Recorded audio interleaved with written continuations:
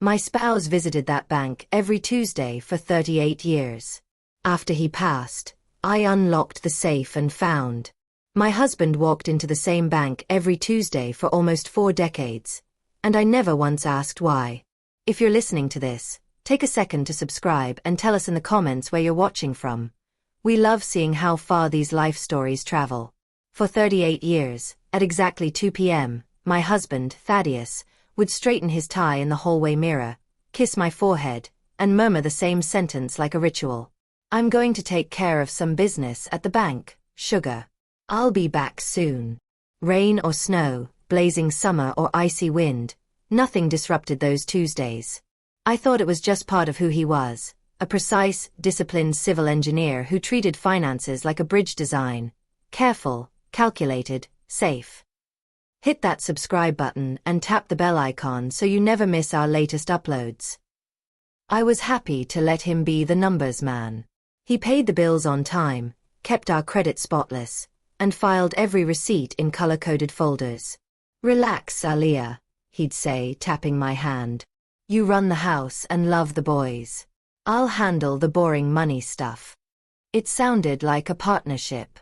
I focused on birthdays, school projects, Sunday dinners, and he focused on mortgage payments and retirement plans. He held my hand in the delivery room, wiped my tears when my mother died, and danced with me at both our sons' graduations. I believed we were a team. It never crossed my mind that while I was trusting him, he was hiding an entire secret life in a metal box underground. The last Tuesday of his life looked exactly like all the others on the surface. It was a humid March afternoon in Philadelphia, the kind where the air feels thick and heavy. He put on his light gray suit, smoothed his beard, and appeared in the doorway with his car keys.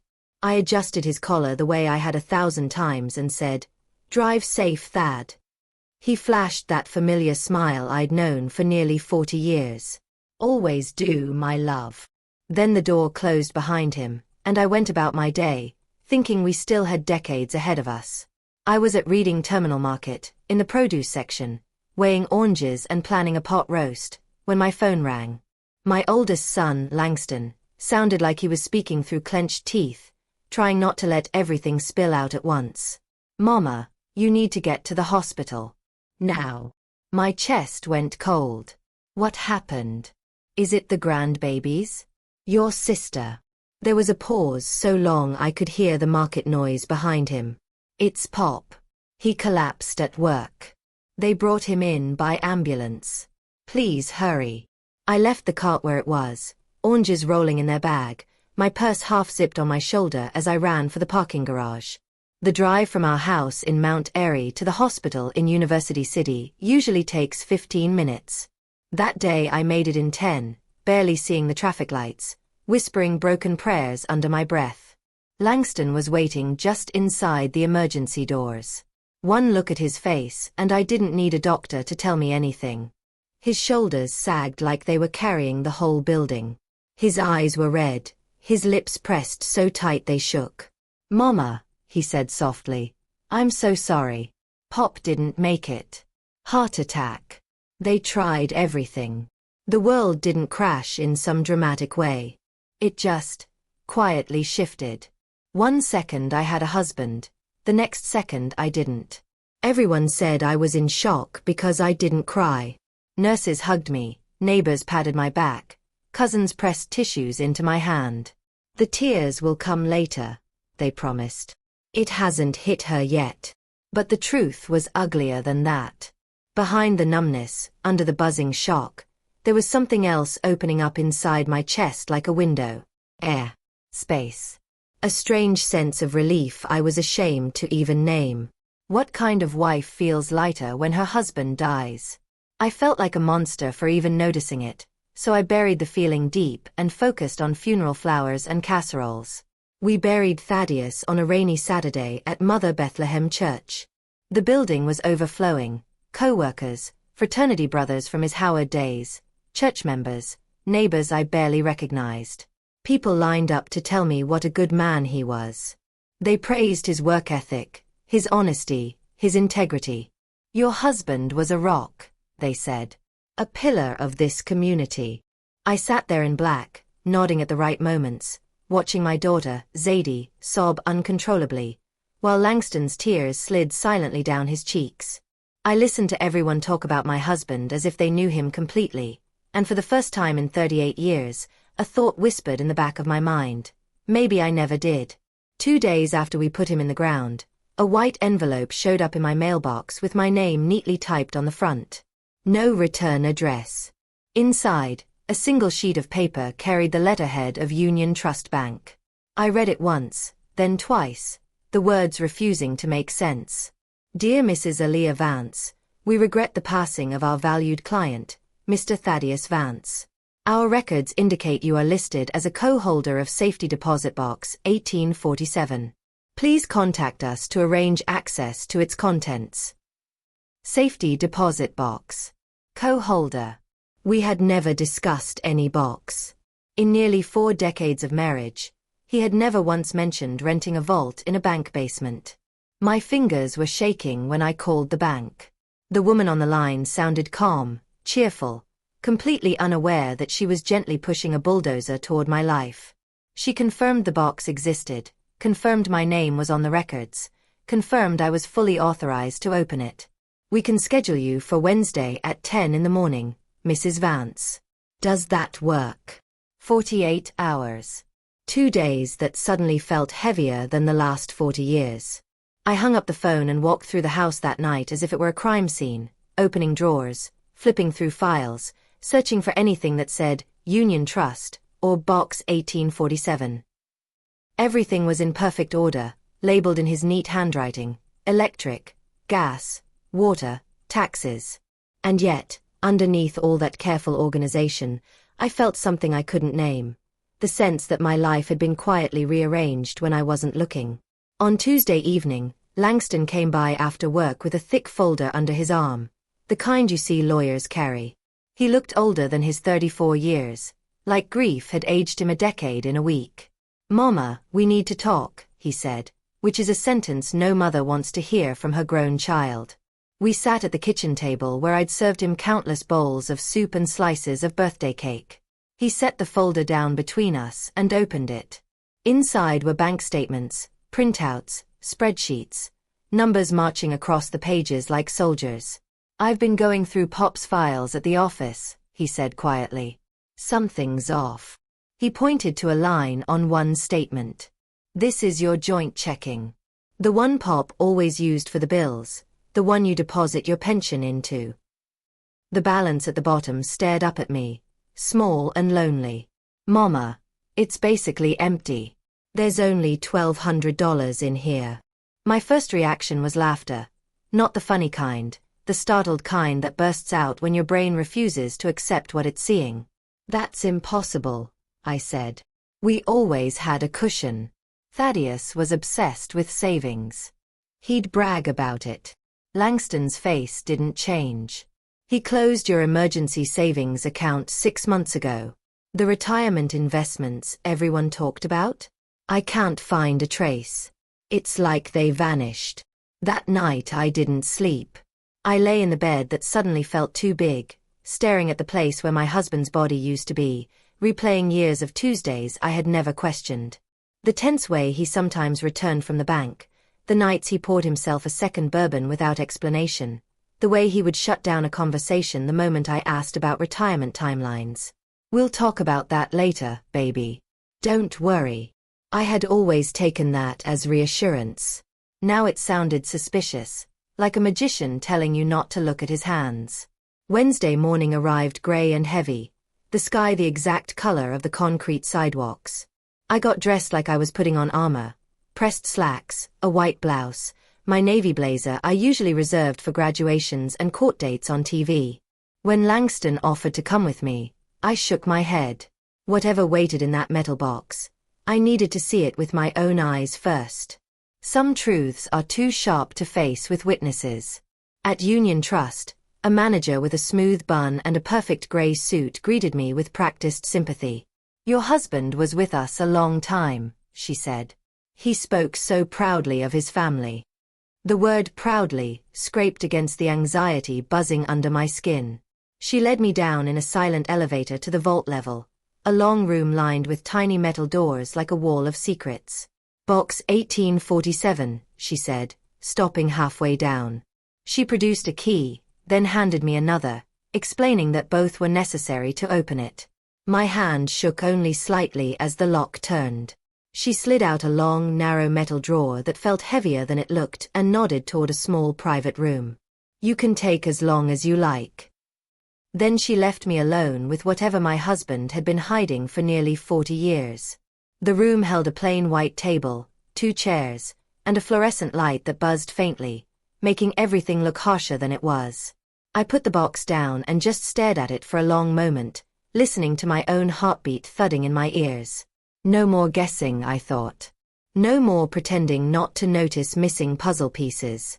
I opened the lid. Inside were folders, organized with the same neat care Thaddeus used in his home office. Each was labeled in his handwriting. The first one had 4 words written in blue ink along the top edge. Real investments. Do not open.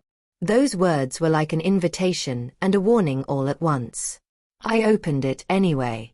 Inside were records of losses stacked like tombstones. Statements showed money moving into investment accounts I'd never heard of and disappearing as companies folded, funds collapsed, and, can't miss, ventures died. 85,000 lost here, 120,000 there, 210,000 in some startup based in a city I'd never even visited. The total, just from those pages, made my vision blur. This wasn't careful retirement planning. It was gambling dressed up as strategy, all hidden from the person who slept inches away from him every night. The second folder was labeled in a way that made my stomach twist. Loans, urgent. Inside were 3 thick stacks of papers stamped with the name of our mortgage company. Each contract listed our home as collateral. The same house where I'd brought my babies home from the hospital, where I'd planted my roses and painted the kitchen 3 different colors over the years. First loan, $110,000. Second, $120,000. Third, $90,000. All approved, all signed, all tied directly to the roof over my head.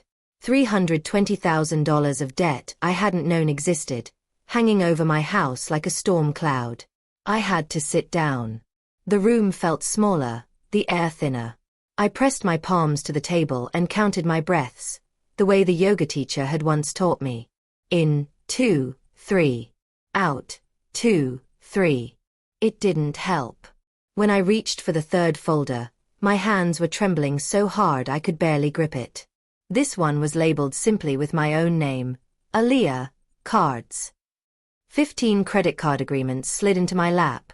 Discover, Capital One, American Express, and companies I didn't even recognize. Every document had my full name, my social security number, my birth date, my supposed signature at the bottom. At first glance it almost looked like mine.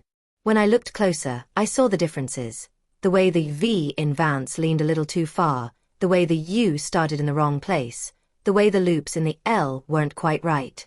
He had practiced my signature. My own husband had sat somewhere, pen in hand, tracing my name over and over until he could almost pass as me. The balances on those cards were obscene. Limits exceeded, interest piled up, fees growing like mold in a dark basement. Altogether, $110,000 in debt, completely in my name. And I had never held a single one of those cards. While I was clipping coupons to save a few dollars on groceries, Thaddeus was borrowing money in my identity and burying me in debt I hadn't agreed to. At the bottom of the box, tucked beneath the last folder, lay a cream-colored envelope with my name written on the front.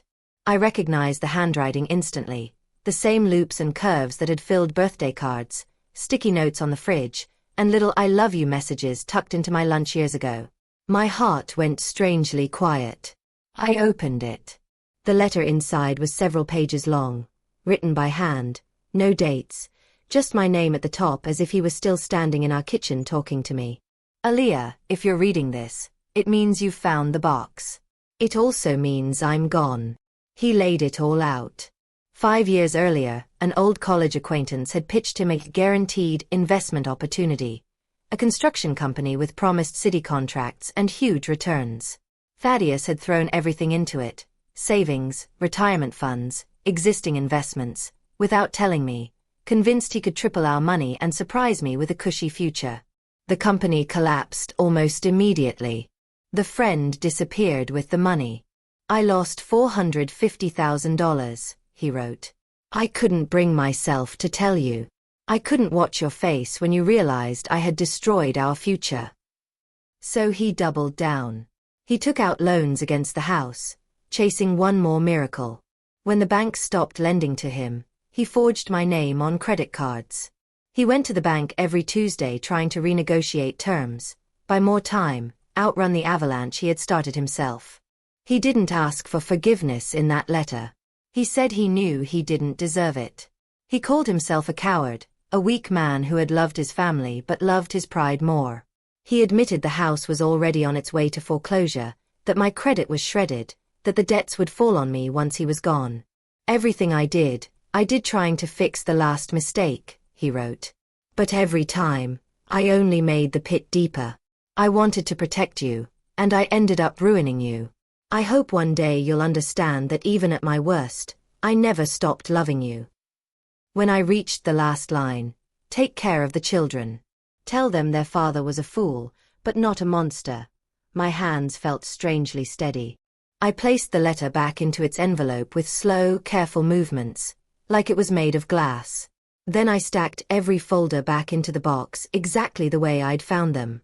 I closed the lid and stood up on shaking legs. Outside the little room, the bank manager was waiting, her face polite and concerned. Are you all right, Mrs. Vance? She asked softly. I met her eyes and surprised myself with a firmness in my voice. No, I said. But I will be. I need copies of everything in that box. Every page. And I need the name of the best lawyer you know who handles financial fraud and family law. By the time I got home that afternoon, it was past 2.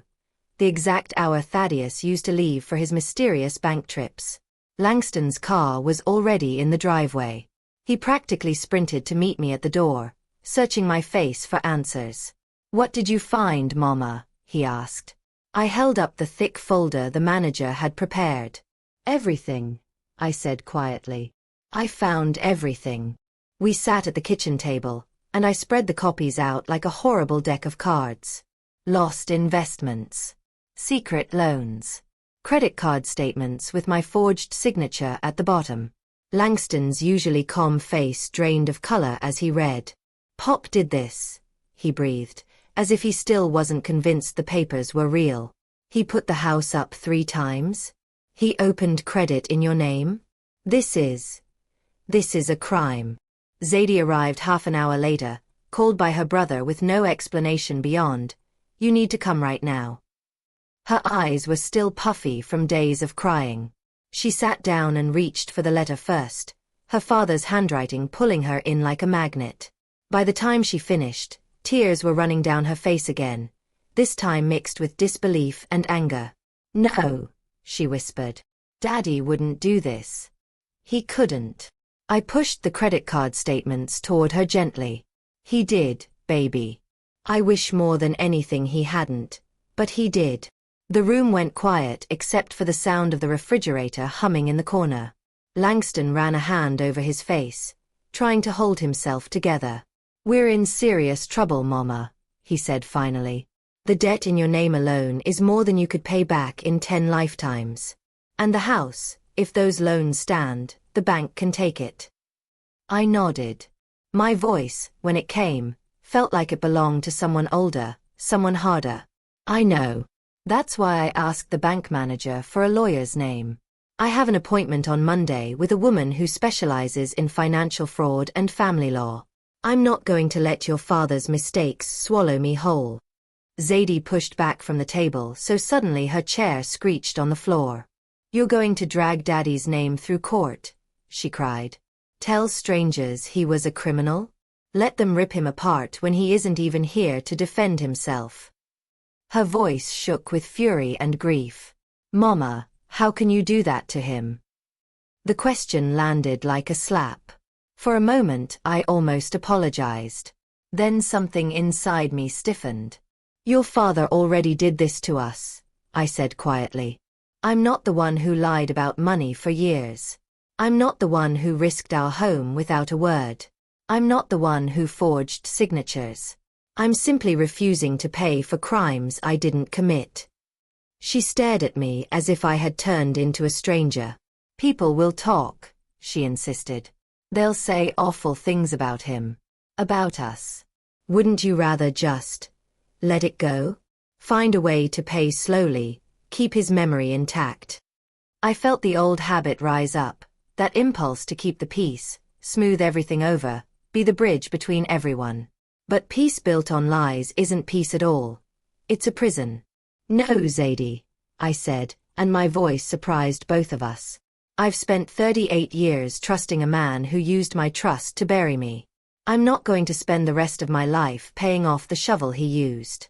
I won't sacrifice my future just to keep a fake picture of him hanging on the wall.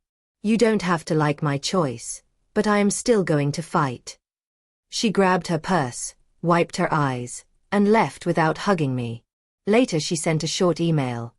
Mama, I need space. I can't watch you do this. For the first time in my life, my daughter blocked my number. Losing Thaddeus and Zadie in the same season felt like a second funeral. Still, Monday came, and I went to meet the attorney the bank manager had recommended. Her name was Althea Dubois, a sharp-eyed woman in a tailored black suit with natural curls pulled back from her face. Her office overlooked Center City from a wall of glass, steel, traffic, sky.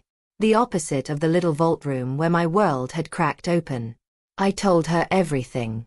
From the Ritual Tuesday bank runs to the first shock in Langston's folder, to the vault, the forged cards, and the confession letter. I didn't soften my husband's actions, and I didn't erase his tenderness either. I laid out both, the man who made me tea when I was sick and the man who methodically ruined my financial life. She listened without interrupting, taking notes on a tablet, occasionally asking me to repeat a date or a number. When I finished, she folded her hands and let out a breath. Mrs. Vance, she said, I handle a lot of ugly cases, but I'm going to be honest with you. This is one of the clearest patterns of spousal financial abuse I've ever seen. The word abuse echoed between us. I had called it betrayal, deception, disaster, but abuse? That sounded like bruises and shouting, not color-coded files. He never hit me, I murmured, almost defensively. He never called me names. He loved me in his way. She nodded. I'm not saying he never loved you. People who abuse finances often love their families deeply. But love doesn't cancel harm. Your husband systematically stripped you of economic safety, lied about it for years, and used your identity to get deeper into debt. That is abuse, of trust, of your legal identity, of your right to make decisions about your own life. I asked what could be done. She laid it out plainly. We would dispute every credit card on the basis of fraud. We would challenge the house loans, arguing that the bank relied on forged signatures and never verified my consent. We would present the letter and the handwriting expert's report to the court. It would take months, maybe more than a year. It would cost money I didn't have. My retainer alone is $30,000, she said. With court fees, experts and filings, you're probably looking at $40,000 to $45,000 total. The number hit me like a wave. I thought about the $1,200 in my account and laughed bitterly. I can't pay that, I said. I can barely keep the lights on. She studied me for a moment, then nodded slowly. Here's what I can do, she said. If you can come up with $5,000 to get started, we'll work out a payment plan for the rest. It's not how I usually operate, but this case matters. If we win, you'll keep your home and clear your name. If we don't fight, you'll be crushed under debts that aren't yours. I'm not willing to watch that happen if there's anything I can do. That night, when I told Langston the costs, he didn't hesitate. Mama, I have $15,000 saved for home renovations, he said. We can live with peeling paint. Use it. Please. For the first time since Thaddeus died, I broke down sobbing, hard, messy tears, not for my husband, but for the son who stood beside me while the ground shifted under our feet. Weeks blurred into each other after that. Attorney Du Bois filed disputes with every major credit bureau and card company, attaching copies of the forged applications and the letter. She hired a retired FBI handwriting analyst who examined everything from my passport to our old tax returns, then compared them to the signatures on the loans and cards. "These aren't hers," he said firmly. "Close enough to trick a clerk, but different in pressure, rhythm, and line quality." Whoever did this practiced a lot. Each confirmation felt like both validation and another cut. While strangers investigated my handwriting, I tried to sleep in a house that had been silently turned into collateral for my husband's secrets.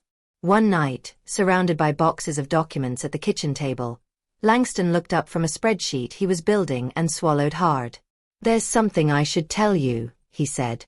He went on to share how, 3 years earlier, Thaddeus had tried to get him to invest $50,000 in that same guaranteed construction deal. Langston had almost done it, convinced by his father's enthusiasm, until his wife, Karen, refused. She said if it was that safe, he didn't need our money, he admitted. We fought. I told her she was disrespecting my father. She told me I could invest with him or stay married to her, but not both. I chose her. Now I know she saved us. As painful as it was to hear, it fit the pattern perfectly. My husband hadn't just gambled with my future. He tried to use our son's future as a life raft when he was already sinking. About 3 months after Thaddeus died, the first small victory arrived in the mail. 2 credit card companies accepted the evidence that the accounts had been opened with forged signatures. $23,000 of debt disappeared from my credit report like fog burned off by the sun. It was a tiny chunk in the face of the total mess, but it proved something important. Just because a bank says you owe them doesn't mean they're right. I showed the letter to Langston at the kitchen counter, and for the first time in months, I saw something like hope in his eyes.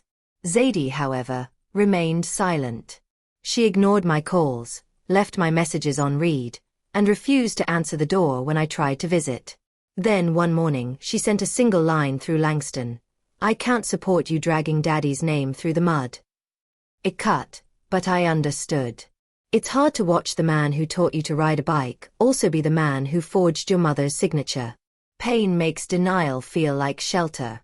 I had lived in my own version of denial about financial details for years. Now my daughter was building her own, and I didn't know how to pull her out without tearing down the only version of her father she could still stand. Meanwhile, the house case moved toward court. The bank refused to back down, insisting that as Thaddeus's wife, I had benefited from the loans, even if I didn't sign, even if every document screamed fraud. "They're hoping you'll fold under pressure," Attorney Du Bois said. "Most people do. It's easier to surrender than to spend a year fighting a system that assumes you're lying." She filed suit to void the liens on our home. A hearing was scheduled for September. 6 months after my husband's heart stopped, a judge would decide if my roof stayed mine or became one more asset reclaimed by the bank. In the middle of all that chaos, I went looking for a job. At 60, with a resume that included homemaker more than anything else, the process felt humiliating. I sent applications everywhere: restaurants, clothing stores, clinics, checking the box that said widowed and pretending not to notice people's eyes flickering in sympathy. Finally, a small language institute in Germantown called me. The owner, a woman in her 70s with white hair and cherry-red glasses, studied my resume and then studied my face. "It says here you taught English for years and then retired," she said gently. "Why do you want to come back now?" I could have lied. I could have said I was bored at home or missed the classroom.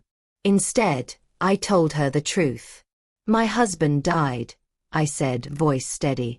"After he passed, I learned he had secretly taken out loans on our home, lost our retirement, and opened credit cards in my name. I'm in a legal fight to keep my house and clear my record. I need work, not just for the money, but so I know I can stand on my own 2 feet." She was quiet for a long moment. Then she slid my resume back toward me and smiled in a way that reached her eyes. "When can you start?" Teaching again 3 afternoons a week gave me more than a paycheck. It gave structure to days that had been dissolving into worry. I watched adults struggle with irregular verbs, wince at pronunciation, and then light up when a sentence finally came out right. Their small victories made me remember my own capacity to learn new things, even after 60. The owner, Ms. Ida, and I slowly became friends. One afternoon as we shelved textbooks, she shared her own story, a long-ago marriage to a charming man who turned out to be a different person behind closed doors, not with money, but with other women and lies. When I finally left, she said, people told me I was ruining a perfectly good marriage. They didn't see what I saw. Folks on the outside rarely do. Her words stuck with me because they mirrored what I was facing now. People kept saying Thaddeus had been a good man with a good job and a good family. And they weren't entirely wrong. He had been those things, and he had also wrecked the financial foundation under my feet. Both could be true at once. That complexity made everyone uncomfortable. It was easier for them if I pretended the forged signatures weren't real or quietly shouldered the debt in his honor. But comfort and truth rarely sit at the same table. The September court date arrived with a chilly drizzle hanging over the city. Langston wore his best suit and looked like a younger, more cautious version of his father. I wore my navy skirt suit again, the same one I'd taken to the bank, as if it had become my battle uniform. Zadie didn't come. She sent another message through her brother. I can't sit there while they tear Daddy apart. I texted back, I love you. My fight isn't against him. It's against what he did to us. She didn't respond. The courtroom wasn't grand, just a plain room with wood benches and fluorescent lights. Judge Sterling, a man in his 60s with steel-gray hair and thick glasses, presided. The bank's lawyer, a young man with an expensive suit and the confidence of someone who had never been desperate a day in his life, argued that the institution had acted in good faith. Mrs. Vance lived in the home these loans secured, he said. She benefited from the funds, whether or not she signed the documents. The bank should not bear the loss for an internal marital issue. To him, my life was just a series of entries on a balance sheet. Then it was our turn. When Attorney Du Bois rose, the room seemed to tilt slightly in our favor. She introduced the forensic handwriting analysis, the forged signatures, the loan funds deposited into accounts I never had access to. Then she placed Thaddeus's handwritten confession on the evidence table. Your Honor, she said, this is not a simple case of a spouse being careless with household money. This is a documented pattern of fraud and identity theft. My client did not sign these papers. She did not authorize these debts. She is not asking to be rewarded for ignorance. She is asking not to be punished for crimes committed against her. When it was my turn to testify, I swore to tell the truth and sat in the witness chair, hands clenched in my lap. The bank lawyer pressed me. Hadn't I chosen to leave financial matters to my husband? Didn't I live in the house all these years? Wasn't I benefiting from the very roof I was trying to keep? I let him speak. Then I answered. I trusted my husband, I said slowly, hearing my voice echo off the walls. Trusting the person you share a bed with is not the same thing as saying, you have my permission to steal my identity and destroy my future. I was naive, yes. I didn't ask enough questions. But naivete isn't consent. Love isn't a blank check. After closing arguments, the judge called a recess to review the evidence. We waited in a hallway that smelled faintly of coffee and old paper. Langston paced. Attorney Du Bois scrolled through emails, seemingly calm. I sat on a hard bench and stared at the floor tiles, feeling both hollow and strangely solid. Whatever happened, I had at least stood up and said, this is wrong. I hadn't done that often enough in my life. It was a late lesson, but it was mine. When they called us back in, Judge Sterling's expression was unreadable. He adjusted his glasses, shuffled the stack of papers in front of him, and began. He acknowledged the bank's position, then carefully walked through the evidence, the forged signatures verified by an expert, the funds never entering any account with my name on it, the husband's letter confessing in his own handwriting to the fraud. In light of this, he said, I cannot hold Mrs. Vance responsible for debts incurred without her knowledge or consent. He struck his gavel once. The loans are void. The liens on the property are cancelled. The house remains in Mrs. Vance's name, free and clear of these encumbrances. Langston squeezed my hand so hard it hurt, whispering, "We did it, Mama." Attorney Du Bois gave me a small, satisfied nod. I felt relief roll over me like a warm wave, but it wasn't the joyful triumph you see in movies. It was an exhausting relief, the kind that leaves you wanting nothing more than a long nap and a quiet room. I had saved my house and cleared my name, but the price had been the shattering of an entire story I'd been telling myself for 38 years about the man I married. That night, after the hearing, my phone rang with an unfamiliar number. For a moment, I considered letting it go to voicemail. Something made me answer. "Mama," a shaky voice said on the other end. "Zadie." My throat tightened. "Hi, baby." She took a breath that sounded like it hurt. "Can I come over?" 30 minutes later she was at my door, eyes swollen, a folder clutched against her chest.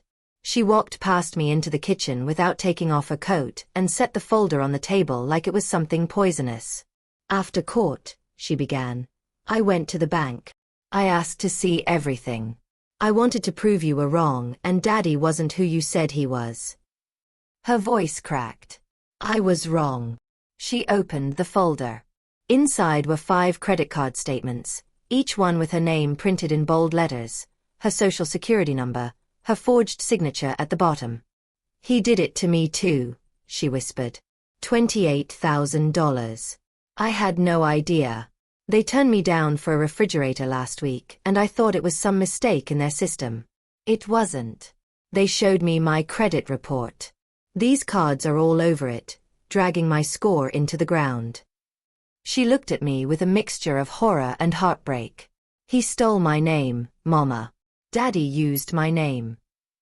I reached across the table and took her hands. "I'm so sorry," I said, useless words that were all I had. Tears spilled down her cheeks. I kept defending him to my husband, to my friends, to myself. "I told everyone you were exaggerating. I said grief was making you unfair." Then I sat in a bank office with a stranger pointing at a signature and asking, "Is this yours?" It wasn't. But it looked like it could have been. He practiced. Mama. He practiced writing both our names. I pulled her into my arms, the way I used to when she scraped her knees as a little girl. She cried into my shoulder until my blouse was damp. We called Attorney Du Bois the next day. She took on Zadie's case too, copying the strategy she'd used for mine. Disputes, expert analysis, a long slog through systems that assume women are lying until proven otherwise. The same retired agent examined Zadie's documents and shook his head. "Not her," he confirmed. "Same forger. Same habits. He knew both of your signatures very well." The pain of that knowledge burned, but it also clarified something. What had happened wasn't an accident or a one-time lapse. It was a pattern. Facing a pattern makes it easier to refuse to excuse it. Life didn't magically become easy once the legal victories started lining up. Money was still tight. I still worked 3 afternoons a week at the language school, grading papers at my kitchen table late into the night. But gradually, some things began to rebuild. My credit score crept upward as fraudulent accounts were removed. The foreclosure notices stopped. We refinanced the house on my terms, with a lender I chose and documents I read 3 times. Langston set up a college savings plan for his kids that required both his and Karen's signatures to access. We all started double-checking everything, not out of paranoia, but out of a new, hard-earned understanding. Trust is healthy, but blind trust is dangerous. The real shift came on an ordinary Wednesday when a woman walked into the language school and just stood by the bookshelf, not touching anything. She looked to be about 40, shoulders tense, eyes darting around like she was ready to bolt. "Can I help you?" I asked. She hesitated. I was actually wondering if you have any books or resources about financial abuse in marriage." My heart tightened. I led her to a small section of self-help and personal finance books and pulled a few titles down. Then, before I could second-guess myself, I said, "I've been through something like that. If you ever want to talk, I'm here." She studied my face as if trying to decide whether I was safe. Then the words spilled out of her. Her husband handled all the money, told her she was bad with numbers, made her feel childish every time she asked questions. He kept changing passwords, forgetting to show her statements, and getting furious whenever she brought up retirement or savings. "Sometimes I think I'm imagining it," she whispered. "Like I'm making a big deal out of nothing." I shook my head. "You're not crazy. If your gut says something's wrong, listen. Ask to see everything. If he won't show you, that's your answer." She left with books and my phone number, thanking me over and over just for believing her. After she left, Ms. Ida raised an eyebrow. "You know," she said, "you're good at that. Listening. Naming things people are afraid to name. Have you ever thought about starting some kind of support group?" The idea scared me and made sense at the same time. We made a simple flyer: support group for women experiencing financial control or abuse.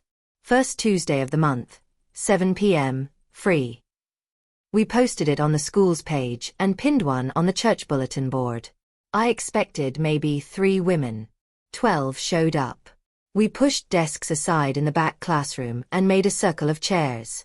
I started by telling my story from the beginning: the Tuesday bank visits, the letter from Union Trust, the safety deposit box, the forged cards, the courtroom, the daughter who didn't believe me at first, and the slow work of rebuilding. When I finished, the room was silent for a moment. Then one woman spoke up about her husband who monitored every purchase and made her beg for grocery money. Another talked about a boyfriend who had emptied their joint account and vanished. A third shared how her father had managed the inheritance her mother left and somehow made it disappear. Different details, same pattern: secrecy, control, confusion, shame. "How did you stay strong?" someone asked. "I didn't pretend to be a superhero.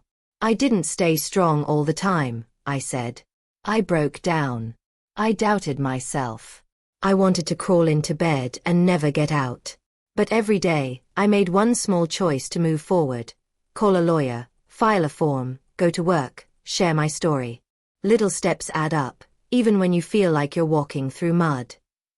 The group became a regular thing. By the 4th month, we had to move to a larger room at a community center because so many women were coming. We shared lawyer referrals, budgeting apps, scripts for talking to banks, and most importantly, proof that none of us were crazy or alone. 1 year after Thaddeus's death, on the day that would have been our 39th anniversary, I went to a different bank, a small credit union across town where no one knew my history. I opened a new checking account with money I had earned myself at the language school. It wasn't much, but seeing my name alone on that screen felt like planting a flag on my own tiny piece of ground. When the teller asked how I wanted the account titled, I paused. "Actually," I said, "I'd like it under my maiden name." She typed quickly. "All set, Ms. Chestnut." Hearing that name again, the one I'd given up at 21, felt like reclaiming a part of me I'd left behind. When I walked out of the bank, the sky was bright, the air crisp and cool. For the first time in a long while, I felt light, but not because someone else was carrying the load. I felt light because I understood exactly where I stood and who I was. Not just a widow. Not just a victim of financial abuse. A woman who had walked through betrayal and kept walking. A mother who had faced her children with the messy truth instead of a polished lie. A teacher who turned her pain into a lifeline for others. If anything in my story sounds familiar, the locked-up bank information, the unexplained rage when you ask questions, the uneasy feeling in your stomach when money comes up, please, listen to that feeling. Love does not require you to sign away your right to see, to ask, to understand. Ask to look at the statements. Ask how the bills are paid. Ask where the retirement money really is. And if the answers don't come, or come with anger and confusion, know that you are not the problem. Secrets are. And if you've already opened your own version of that safety deposit box and discovered that everything you thought was solid has cracked open, I want you to remember this. You are not ruined. You are wounded, yes, but not ruined. You can fight. You can rebuild. It won't be quick, and it won't be pretty, but it is possible. I did it step by step, and so can you. If you stayed with me to the end, thank you. Tell me in the comments what city or country you're listening from. I love seeing our little community stretch across the map. And if this story helped you or someone you love, you can tap that super thanks to support more stories like this. On your screen, you'll see 2 more life stories I think you'll appreciate. Click on one, make sure you're subscribed, and remember, never let anyone keep you in the dark about your own life.